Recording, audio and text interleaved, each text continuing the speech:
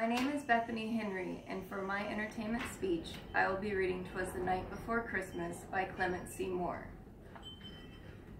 'Twas the night before Christmas, when all through the house not a creature was stirring, not even a mouse. The stockings were hung by the chimney with care, in hopes that St. Nicholas would soon be there. The children were nestled all snug in their beds, while visions of sugar plums danced in their heads. And Mamma in her kerchief, and I in my cap, had just settled down for a long winter's nap. When out on the lawn there rose such a clatter, I sprang from my bed to see what was the matter.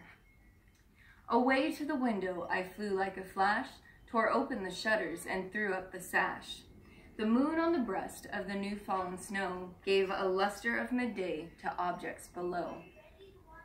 When what to my wandering eyes should appear but a miniature sleigh and 8 tiny reindeer.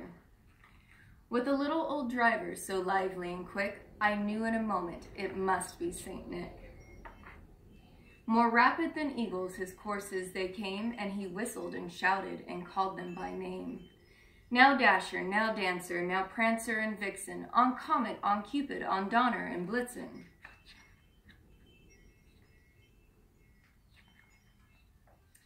To the top of the porch, to the top of the wall, now dash away, dash away, dash away all. As dry leaves before the wild hurricane fly, when they meet with an obstacle, mount to the sky. So up to the housetop, the courses they flew, with sleigh full of toys, and St. Nicholas too. And then in a twinkling, I heard on the roof the prancing and pawing of each tiny hoof. As I drew in my head and was turning around, down the chimney St. Nicholas came with a bound. He was dressed all in fur from his head to his foot, and his clothes were all tarnished with ashes and soot. A bundle of toys he had flung on his back, and he looked like a peddler opening up his sack. His eyes, how they twinkled, his dimples, how merry. His cheeks were like roses, his nose like a cherry. His droll little mouth was drawn up like a bowl, and the beard on his chin was as white as the snow. The stump of a pipe he held tight in his teeth, and the smoke it encircled his head like a wreath. He had a broad little face and a round little belly that shook when he laughed like a bowl full of jelly. He was chubby and plump, a right jolly old elf, and I laughed when I saw him in spite of myself. A wink of his eye and a twist of his head soon gave me to know I had nothing to dread.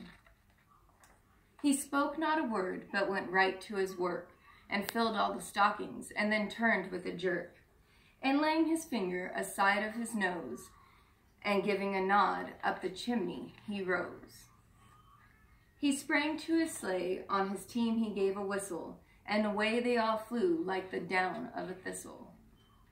But I heard him exclaim, as he drove out of sight, "Merry Christmas to all, and to all a good night."